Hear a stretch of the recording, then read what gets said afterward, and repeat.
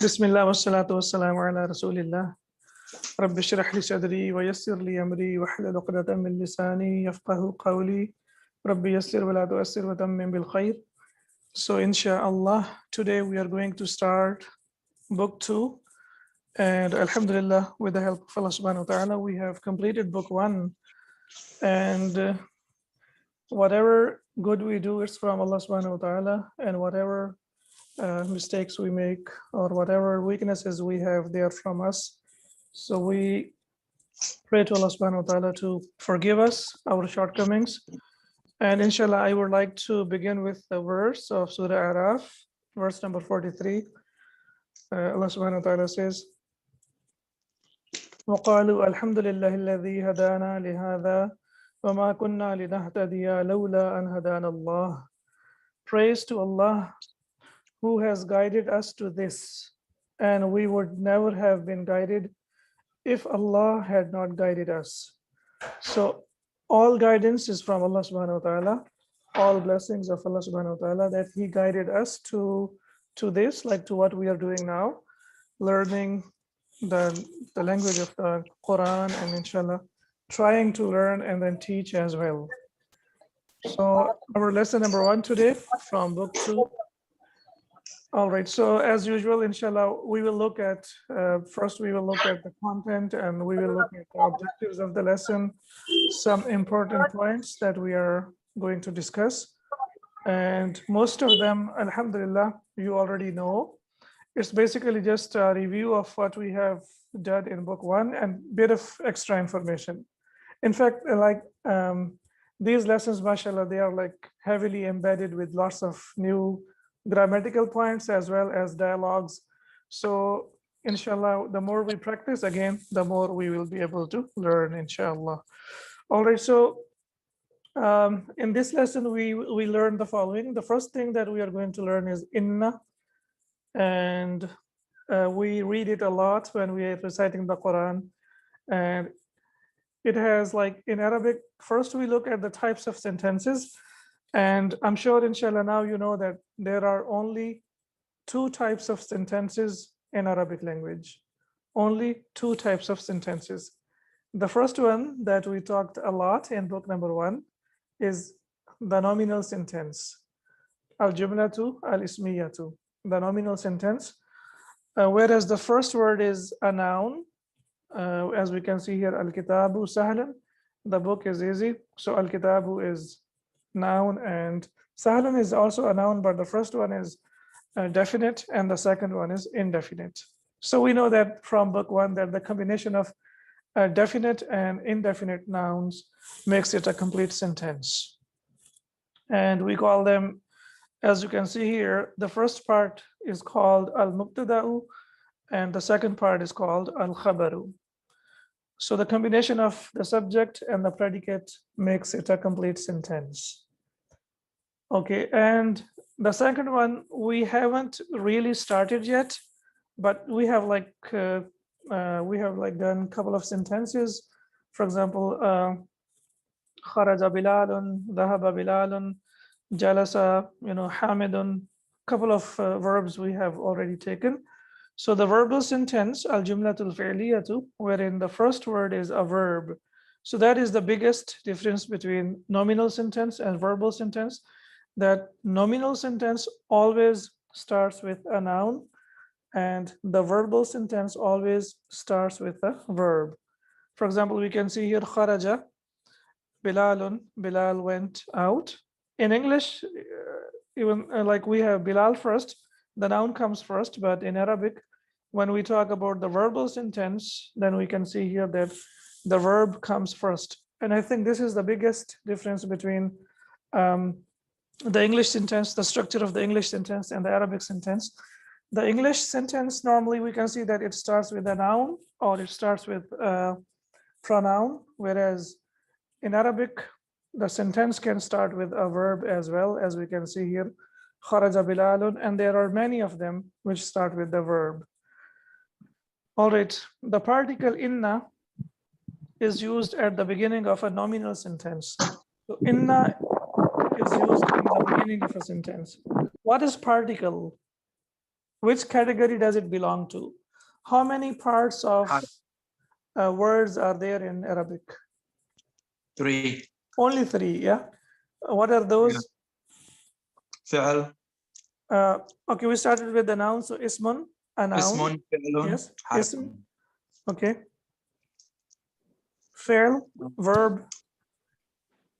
And the third one is harf. Yeah, that's Harf. right. Harf. So harf can be a preposition and it can also be a particle, as we can see here. So inna is basically a particle. The particle inna is used at the beginning of a nominal sentence. Okay, for example, the sentence that we have taken here or studied here is Al-Kitabu Sahalun. Al-Kitabu Sahalun. The book is easy, all right. Now, when we use inna brings two changes to the sentence. What are those two changes? Number one, the change in the meaning. It is used for emphasis. It's used for stress. It's used for, like in Arabic, they say tawqid, to make it like stronger. And number two, the mubtada becomes mansub. The mubtada becomes mansub. So instead of dhamma, it changes into fatha. As you can see here, al-kitabu sahlun, al-kitabu has dhamma, but when we use inna, after that you can see that the noun, the dhamma of al-kitabu changed into fatha, and we know that fatha is, when noun has fatha, it is accusative case, or it is, we say mansub in Arabic. So, inna al-kitaba sahlun, note that the noun after inna is mansub, i.e., it's the accusative case. After the introduction of inna, the mubtada is no longer called mubtada. Now, what happened here? We say al-kitabu is mubtada and sahalun is khabar, right? But when we use inna owns the mubtada. It owns the subject. And then we call it, in fact, it owns the whole sentence. So we call that this one is, as you can see here, it is called ismu inna. So al-kitabu will be ismu inna and sahalun will be khabru inna. So what happened, inna has, like, it's just like when we see, it's just one particle, but it has like brought so many changes in the meaning. And when we see, when it says meaning, as you can see here, inna signifies emphasis. It can be translated as indeed, surely, no doubt, and verily. So al-kitabu sahlun, the book is easy. But when we say inna al-kitaba sahlun, then it will be translated as indeed, or surely, or no doubt, or verily, the book is easy.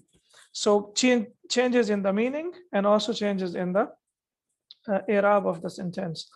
And also al-kitabu, now al-kitabu has become al-kitaba, and it is called ismu inna, and sahlun is basically its khabar, but it is called khabru inna. So ismu inna and khabaru inna. So some changes have taken place, inshallah. So when we like go through the text, we will try to analyze more and more. Any questions so far? So we say ad-darsu sahalun. If I say the lesson is easier, if I want to say indeed the lesson is easier, how will I say? Ad-darsu sahalun. إن الدرس سهل. إن الدرس Yes, inna darsa sahalun. Okay. Yeah. So inna, what does, like, there is a change that ad-darsu changes into ad-darsa. So dhamma changes into fatha. So it becomes inna darsa sahalun. Indeed, the lesson is easier, or it's easy. Okay. And as I mentioned here, in mubtada, what happens? Dhamma changes into fatha. So al-mudarrisu jadidun, the teacher is new. And when we want to say, oh, really, indeed, the teacher is new, so we will say, Innal mudarrisa jadidun. Indeed, the teacher is new. And as we can see here, Aminatu talibatun. Now you know that Aminatu doesn't have tanween, because it belongs to the category of the nouns that do not accept tanween. And we have discussed a lot. So what happened here? Inna aminata. So it was aminatu. And when we used inna, it Inna changed into mansub. So it became inna aminata Amin talibatun. Aminata. Nothing happens to the predicate. The khabar remains as it is, but the subject changes and the dhamma changes into fatha, and the meaning also changes. Now it would mean, indeed, Amina is a student. Okay, if the mubtada has two dhammas, they change to two fathas. We know that the noun, when it is marfu', it has dhammatain. For example, we say hamidun. When it is mansub, it will have fathatain, so we say hamidan. And when it is majroor, it has kasratain, we say hamidin, right? So hamidun maridun, hamid is sick. And when we use inna, now what happens? Hamidun changes into hamidan. Inna hamidan maridun, indeed Hamid is sick. All right, so there is no doubt, like he's really sick. And now Hamid is not mubtada. We will say Hamid is ismu inna and maridun is khabaru inna. Ismu inna and khabaru inna. All right, so now we can see here some variations in the nouns, how they are changing and what impact inna has. It has impact not only on the meaning, but also it has impact on the noun endings as well, the endings of the nouns as well. All right, this is, I believe, part one. And now here comes, like we discussed a lot in the previous lessons, attached pronouns. Okay, so can we go through the attached pronouns only once? For example, who, huma, hum. Do you remember? Hum. Who, huma, Yeah. hum, Home. ha, Huma ha, hunna. Hum. Okay, Kuma ka, kuma, Ka kum, Kum ki, Kima kuma, Kun kunna. I have prolonged it a bit. It's just ki. Okay, ki, kuma, kunna. And then we have e Kunna. and na, right? Now here, if you want to say, if you're someone, you are talking to him, you want to say anta ghaniyun, you are a rich man or you are rich. But when you want to say, or when you want to emphasize, you will say innaka ghaniyun, indeed you are rich. Okay, innaka ghaniyun, indeed you are rich. And now you will inshallah appreciate the beauty of the use of innaka. Look in the Quran, it is innaka anta samiul alim. So innaka, anta, both of them have been used. Okay, innaka, indeed you, anta, you. So we cannot really translate it into English when we want to appreciate the beauty of the Quran. So now we will say innaka anta samiul alim. So look at the emphasis that we are like using, or it has been used in the Quran, and this is where our aqidah and tawheed comes in play. Like innaka anta samiyun, indeed you are the one who listens, and indeed you are the one who knows everything. All right, now here the rest of the attached pronouns will be the same. All of them will be attached to inna. So for example, we want to say indeed he, we will say innahu. And indeed, both of them, innahu, innahuma, innahum, indeed she, innaha, innahuma, innahunna, and innaka, indeed you, right? So you can see here innaka, innakuma, innakum, and then innaki, innakuma, innakunna, inni, and inna. But here there is a bit of change. Both of them are used in the Quran. Inni is also used and innani is also used.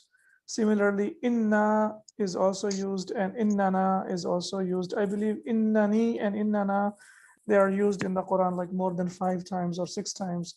So inni also means indeed I, and innani also means indeed I. And inna also means indeed we, and innana also means indeed we. Basically, there is a tiny noon that is added, which is called al-noon al-wiqaya.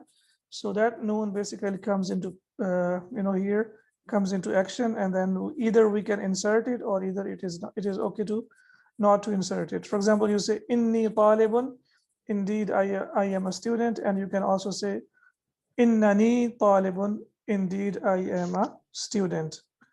And similarly, inna tullabun, indeed we are students, and innana tullabun, indeed we are students, right? And if you see in Surah Taha, verse number 14, innani anallahu la ilah. So indeed I am Allah. So again, look at the beauty. Innani, indeed, and then ana, again I, Allahu, am Allah. So Allah subhanahu wa ta'ala says, innani anallahu, indeed I am Allah. And similarly, innana sami'na, in Quran it's used a lot, right? And inshallah, when you explore more, and inna is indeed a lot. Inna a'tayna kal kawthar, and there are many surahs that start with inna as well. Inna indeed refers to Allah subhanahu wa ta'ala as well when it's in the Quran, and it also refers to the persons who are talking, al-mutakallimin, the one who are talking as well. Okay, now inna has some sisters. So there is a topic in the Arabic language, and in the grammar you will see it's called inna wa akhawatuha. Inna and its sisters. Okay, why they are called sisters? Because basically kalima means a word, and kalima is feminine in Arabic, right? So that's why when we say inna and its sisters, means all the words that belong to this category, all of them are the sisters of inna. Why they are called the sisters of inna? They have the same function. They enter on a nominal sentence, and they give fatha to the subject. So the subject becomes mansub, and the predicate remains the same, and we will call that ismu la'alla, and then we khabaru la'alla, the same thing that we discussed about inna. Now there is a word la'alla. This is also a particle like inna. It is called one of the sisters of inna. Grammatically, it acts like inna. It signifies hope or fear. So it has two meanings. Either it gives the meaning of hope or it gives the meaning of fear. For example, al-jawu jamilun, the weather is fine. And when you say, I hope the weather is fine, you will say, la'alla al-jawwa jamilun. So as you can see here, la'alla. So by the use of la'alla, what happened? The subject changed into mansub, so it became la'alla al-jawwa, and predicate didn't change, but we will say this is that the subject of la'alla, and this is ismu la'alla and khabaru la'alla. I hope the weather is fine. But when we say al-mudarrisu maridun, the teacher is sick. When we say la'alla al-mudarrisa maridun, so then it would mean I am afraid the teacher is sick. I am afraid the teacher is sick. And now the word la'alla is used, or I should say the particle la'alla is used a lot in the Quran. And sometimes it means fear and sometimes it means hope. Right? Is it clear? So Ustad, how would you know that it's I'm afraid rather than hope? So for example, if someone wanted to say, I hope the teacher is sick. Well, do you really hope so that the teacher is sick? No, of course not. I mean, it depends, like depending on the students or depending on the person, like what intention he has got, like, or what context he's talking about, right? So when the teacher is absent and he's not there, so you would say, I'm afraid the teacher is sick, right? So you will say, لَعَلَّ الْمُدَرِّسَ مَرِيضٌ. So here it would mean, I'm afraid the teacher is sick. Before start of class, we can hope, sir. So you can hope before the start of the class that the teacher is sick? Yes. Okay. Especially when you're young, All right. like So, elementary and middle school. yes, that's right. Yeah, and I believe even now when I'm taking my classes, I believe as a student, we are the same, whether it's elementary school or We're high just school. hoping Or, that he's sick. I don't think we're afraid of Yeah. him getting sick. so I'm afraid the So- teacher is sick. Yeah. So, but if you want to say, I hope our teacher is rich. Yeah. So you can say, لعل المدرس غني. غني. Yeah, you don't know, but if you hope that he is a rich man, then you can say لعل المدرس غني, right? Ali, I hope I answered your question, inshallah. And in this lesson, we have the example of I hope only. So inshallah, when we go through the text and when we see that the meaning is only I hope or I hope, so we will like get used to it, like when it is used in the context of hope and when it is used in the context of fear, or when you want to say I'm afraid. All right, anyone familiar to this word, dhu? This word means having or possessing. Ustad, Yes. if you scroll up a little bit, All right. So is there any difference between innani? If you can go up inni to and the innani, both of them are the Yes. same. Both of them are the and then, same. and then what about the other one? You scroll Inna up. and innana, as I said, both of them are used in the Quran and both of them have been used. Inni and inna are used most frequently or more frequently, whereas can't see. innani and innana are like they are less common. Can you scroll up? Okay. All right, yeah, sure. So Yeah, because we couldn't see when you were talking. here, Okay. Yeah. Can you go inni, over one more time, please? and most of the times what I've noticed or what I've learned, like this is like the usloob of the Arabs, like whatever they feel comfortable with, they go along with that. For example, inni is easier than saying innani. So that's why you will find that the use of inni is more frequent than the use of innani. And similarly, inna Oh. is more frequent than the use of innana. But both of them have been used in the Quran. You gave the example of innani an Allahu, an Allah. Yeah, innani, And then no, there is innani also inni an lakum Allahu. nadhirun mubin. Yes. Indeed, I am Allah. And so they're both the same. If we read the verse innani an Allah, And inni or and inni إني and Allah, when بريء Allah مما subhanahu wa ta'ala says in the تشركون. Quran, yeah. or إني if we read بريء the مما verse تشركون. inni lakum nadhirun mubin. Yes, that's right. Indeed, I So they're- am a So they're clear both the warner same. to you. Yes. Inni lakum nadhirun mubin. That's right. Yes, and inni is like, as I said, it's more frequent than innani. The meaning and the usage is the same. Okay, this word means having or possessing. So dhu malin, possessing wealth, i.e. wealthy, and dhu khuluqin, possessing manners and well-mannered, and dhu ilmin, possessing knowledge, like learned person. It is always mudaf, and the following word is mudaf ilayhi. So, and therefore it is majroor. So that's why you can see that the word malin and khuluqin and ilmin, three of them used here, they are majroor. And why they are majroor? Because the word dhu is always used as mudaf, and it's just like on of its own kind. It's used like either singular or plural, and also it's used as dual as well. It's used for feminine and masculine as well. When we go down, inshallah, we will see that. All right, we have learned two more words similar to that in book number 1. I hope you remember them.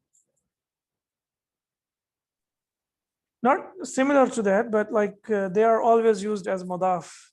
Two of them we have learned, and they belong to this same category. There are basically 5 of them. Al-Asma al-Khamsa, they are known by the names of 5 nouns or 5 names. So the first one that we learned was Abu, right? Abun means a father, but when we talk about somebody's father, we will definitely use as it mudaf, and the one that is like the son will be mudaf ilayh. For example, you say Abu Bilalin, the father of Bilal, Abu Bilalin. And the second one that we learned is Akhu. Akhu, excellent. Akhu. And similarly, we can say Akhu Hamidin, the brother of Hamid. So Akhu with wow, Abu with wow, and now we can see Dhu with wow, of course. Dhu. Three of them we have learned now that they always come as mudaf, and the noun that comes after them is mudaf ilayh. And there are only 5 of them. 2 of them, inshallah, we will learn later. All right, so similarly, the feminine is also there, and the feminine of dhu is dhatu. No? Yes. Yeah. For example, Very we low. say Bilalun. Okay, maybe I need to mute. All right. Okay, so Bilalun dhu ilmin.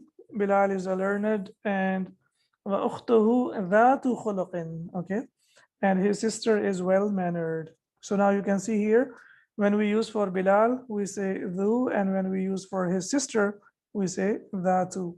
Wa ukhtuhu dhatu khuluqin. The plural of dhu is dhawu, and that of that is dhawatu. And now we can look at the examples here. هذا الطالب ذو خلق. This student is well-mannered. And هؤلاء الطلاب ذو خلق. These students are well-mannered. So for the students, for the plural, we have the wu. There is an addition of wow, and we know that wow is preceded by dhamma. Wow, there is always dhamma before wow. When we talk about huruf al-madda, like we say ba, bu, and bi. So alif normally fatha comes before alif, dhamma comes before wow, and kasra comes before ya. And هذه الطالبة ذات خلق. This student is well-mannered. And هؤلاء الطالبات ذوات خلق. Now you can see here that the plural is ذوات. These students are well-mannered. As I said, this lesson has lots of new ideas, and I believe unless we go A through. quick question. Yes, Dr. please. Mohammed. Yes. So the second example, هؤلاء طلاب ذوو خلق. Yes. Why is the dhamma on the first wow? The woo. Is that Can't you see or- that? Well, why is it there? Because the wow is preceded by dhamma. Yani, the demand of wow is that there should be a dhamma before it. For example, if you want to read it, this is how it is written in Arabic language. For example, you want to read 2 wows together, then how will we read them? How will we write, or how will we read? So what happens when you have 2 of them together? The one that comes first will be with dhamma. Dawood, right? Got it. Yeah, so you can see here 2 of them are together. So the first one has dhamma on that. All right, have you ever heard or come across this particle, Yes, in book 1, sir. In book 1, okay. So Irfan will tell us the difference between and au. Meaning is the same, sir, but we use in the interrogative sentence. It is written there. Excellent. Yes, interrogative when we are asking a question.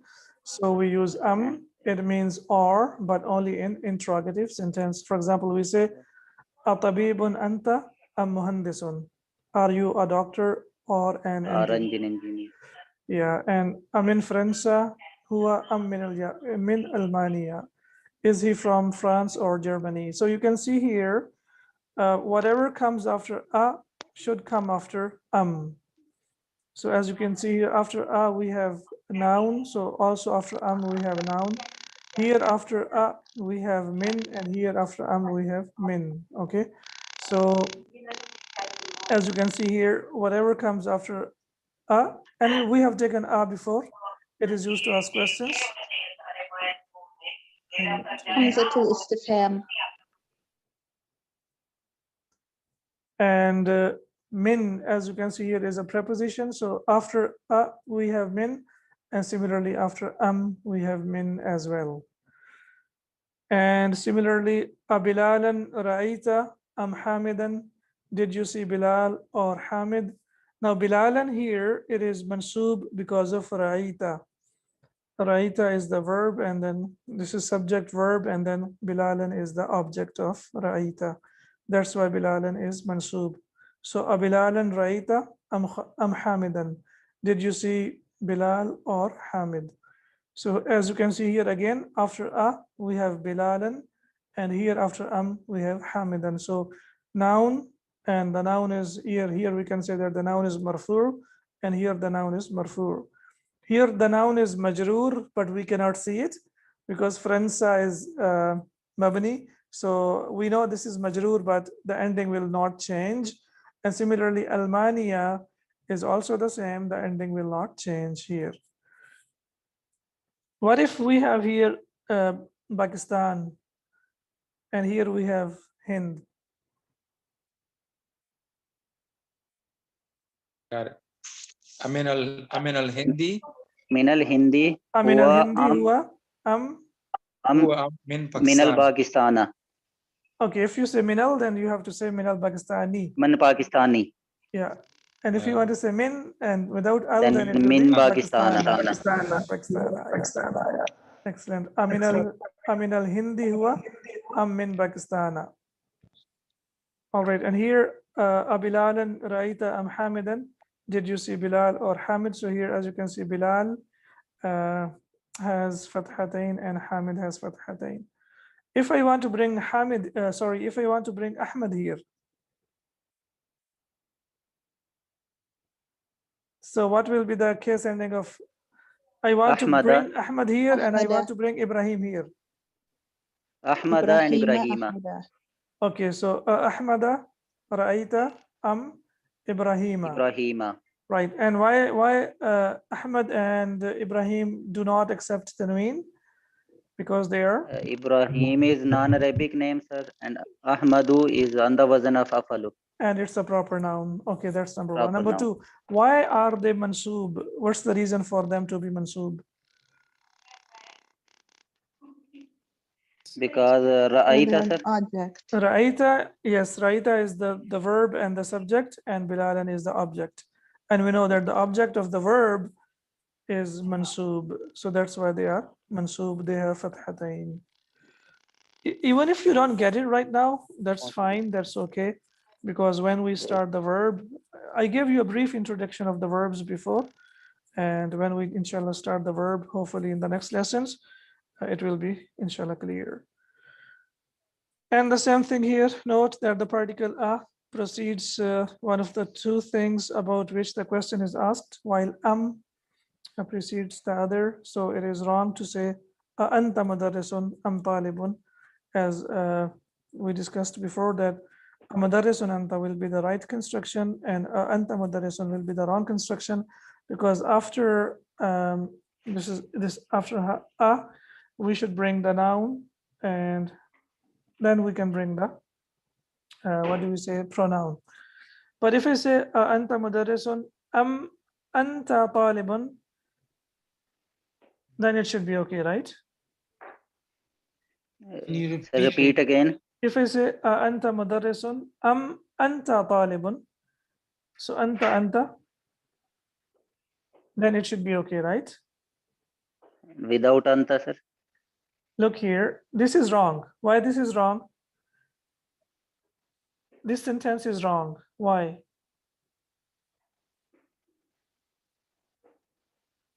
Because Anta anta is the subject. mudarrisun. Anta is a subject. All right. No, as we look at the previous examples here, that after if we have a noun, that then after there should be a noun. Okay. Correct. After Yes. if there is a pronoun, then after there should be a pronoun. No. All right. Makes sense. So as you see here, So anta it should mudarrisun. be So anta is a pronoun. mudarrisun anta. Yes. Am talibun. That's fine. If either you talib. say mudarrisun anta am talibun, or you can say anta mudarrisun am anta talibun. So whatever comes after should come after or must come after Otherwise the construction will be wrong. And here, adhabta ila makkata am juddata. Here is a mistake. Why it is wrong?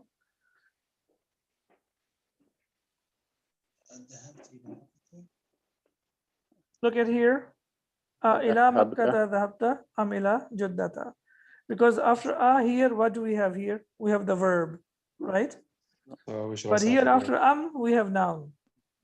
Can't reach the internet right now. Check your. Right? Did you get it?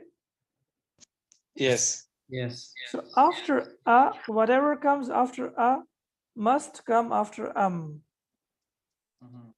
Otherwise, the construction will be wrong. So And that's the look, correct pattern. yeah, as you see here, ila makkata dhahabta am ila juddata. So you see here, after ila we have makkah, after we have ila, and here after we have ila. So we have preposition after and we have preposition after But here, what we have dhahabta, here after we have the verb. If you want to use and after that, if you use a verb, then it should be okay. For example, if I say adhabta ila makkata right? ذهبت إلى إلى ذهبت جدة. إلى جدة. Then it should be okay. So whatever comes after must come after All right.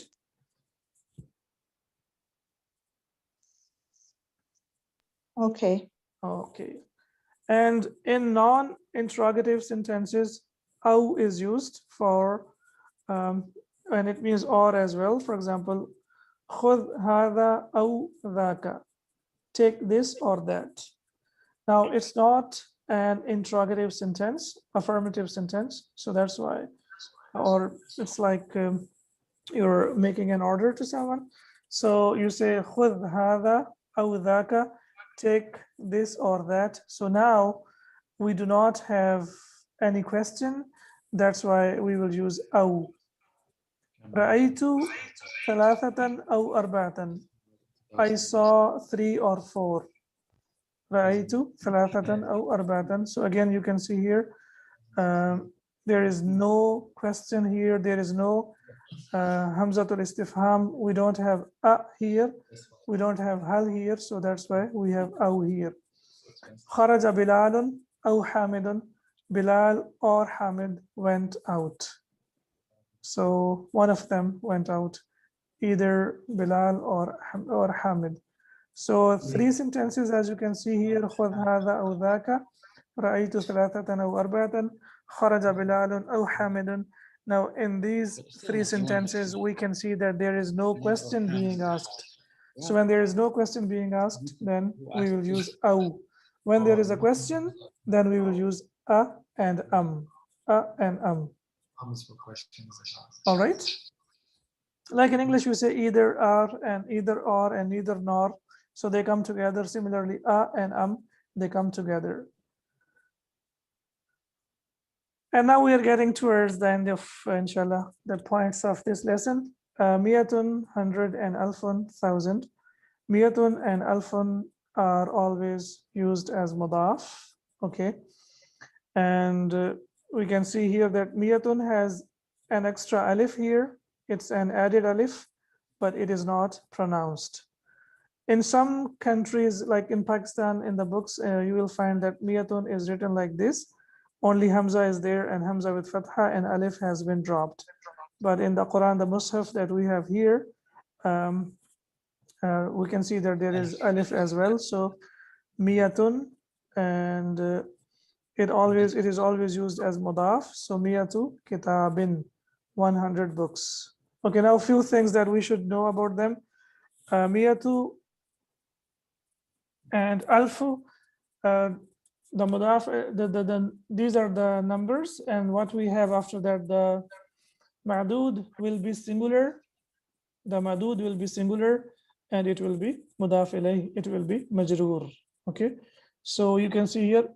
In English, we say 100 books, 100 books. We have S, of course, because 100 is plural. However, in Arabic, it will be miyatu kitabin. Only the singular noun will be used. The plural noun will not be used. So we will say miyatu kitabin.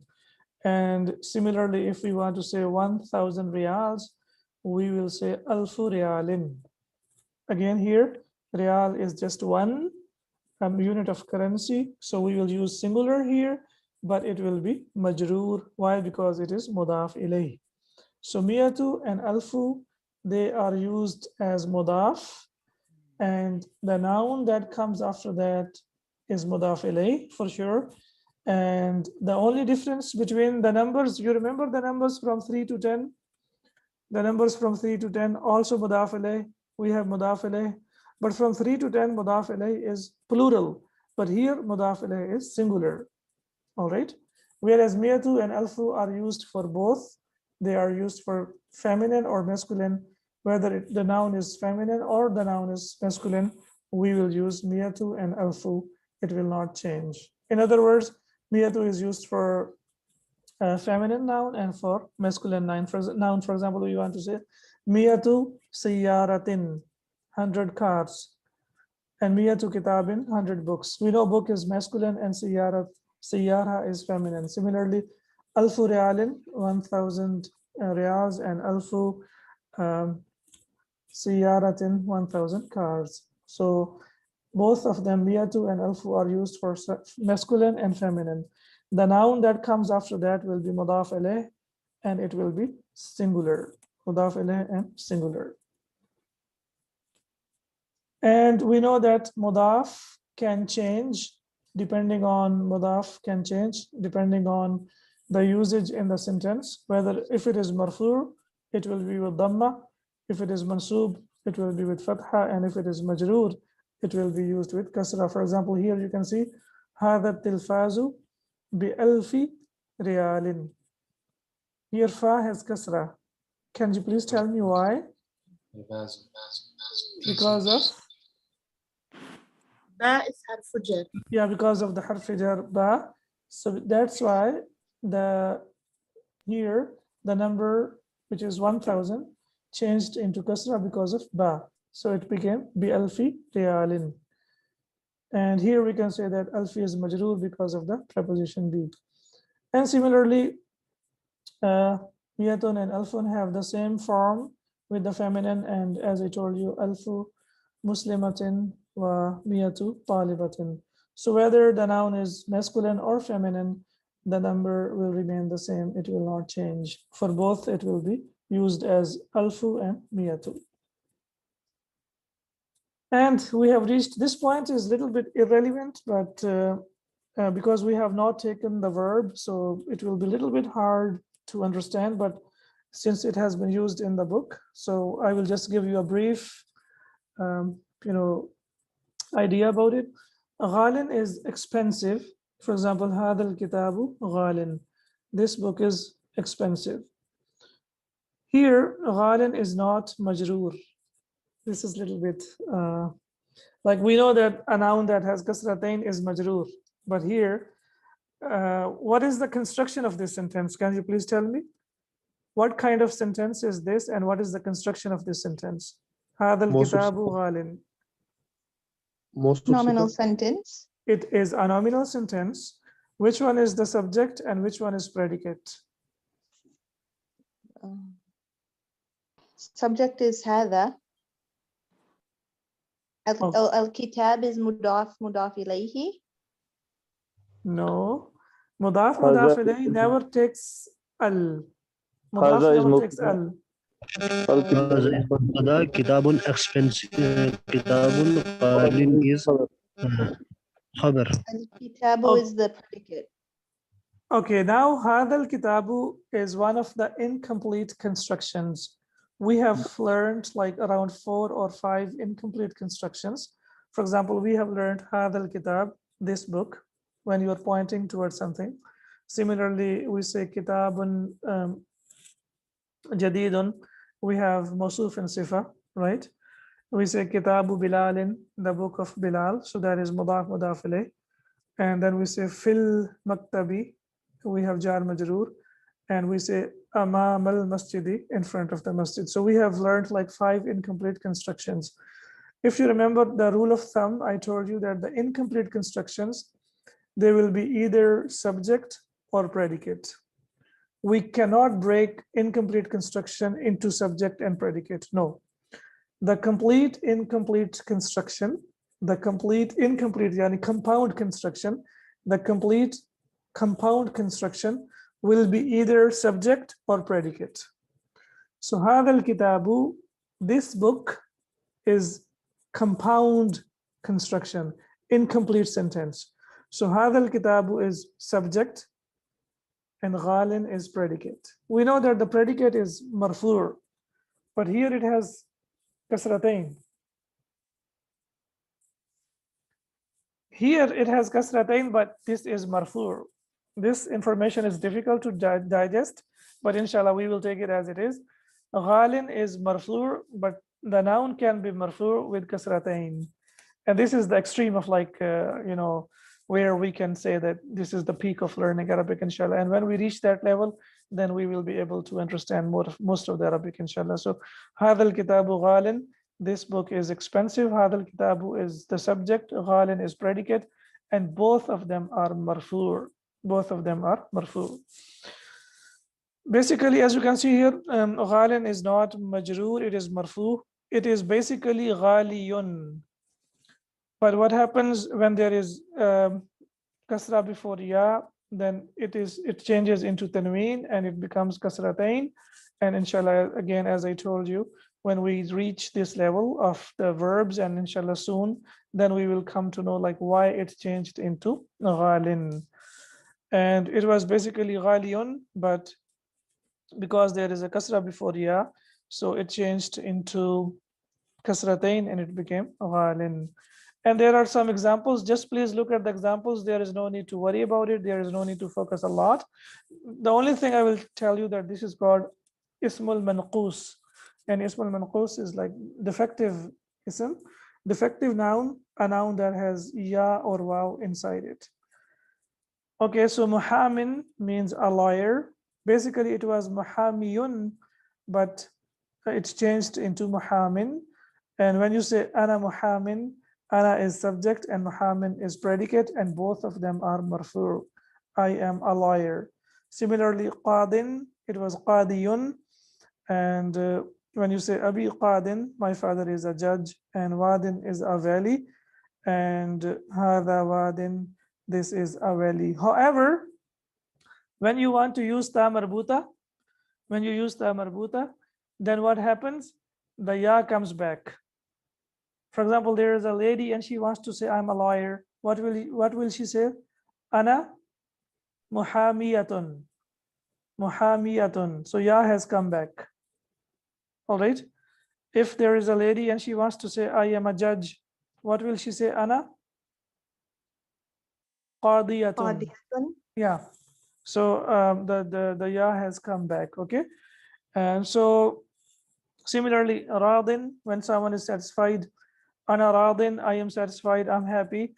So the person, when he's saying, he says ana radin, and the lady, when she says I am satisfied or I'm happy, she will say ana radiyatun. Ana radiyatun. Now this word you can find inshallah in the Quran, it's used many times. Radiyatun. All right. Okay. And inshallah, as it's written here, you will later learn more about this class of nouns, insha'Allah ta'ala. And now we have a look at the vocab. I know it is a lot of information.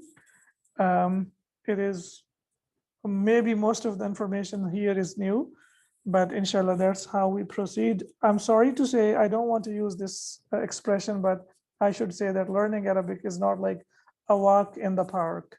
We have to take it a little bit serious. And we have, yes, it is easy to understand, but with a condition of putting lots of effort. Because laysa lil insani illa ma sa'a, we have to put lots of effort, and inshallah, Allah subhanahu wa ta'ala will make it easier for us. Just look at the, here, let's look at the vocab of the lesson, and inshallah, then we will finish our class. So, dhakiyun means intelligent. And the opposite is ghabiyun, used for someone who is stupid. Khuluqun is used for manners. Miyatun, 100. Alfun, 1,000. Rubiyatun, rupee, the currency that's used in Pakistan, India, and some other countries, I'm sure as well. So rubiyatun, rupee. Mutazawwijun. Now you can see here the second last letter has kasra. Mutazawwijun, someone who is married. And azabun is unmarried. Azabun is ismul jamid, yani it is the noun by itself. It is not derived, whereas mutazawwijun is derived from tazawwaja yatazawwaju. So person, when he's like born and when he grows up, like he's azabun, and when he becomes married, he becomes mutazawwijun, so he becomes derived. Okay, safhatun is page, najihun, one who passed the exam. Okay, najihun, can you tell me what patron it is on the patron of? Fa'ilun. Fa'ilun, yes, excellent. Fa'ilun. Doer, yeah. So najihun, the one who succeeds, who passes the exam. Yahudiyun, Jew. Yahudun, Jews. So one is Yahudiyun and the plural is Yahudun. Mu'jamun, dictionary. Dularun, dollar. Ghalin, expensive. And kummun is used for the sleeve of the shirt. Salif. Yes, the sleeve of the shirt. سبحانك اللهم وبحمدك أشهد أن لا إله إلا أنت أستغفرك وأتوب إليك. I have already shared the handouts. I would like you to please download, go through them again, and inshallah, when we do the lesson tomorrow, it will be easier. Inshallah. Warahmatullahi wabarakatuh. Thank you. Walaikum salam. Tipo de média.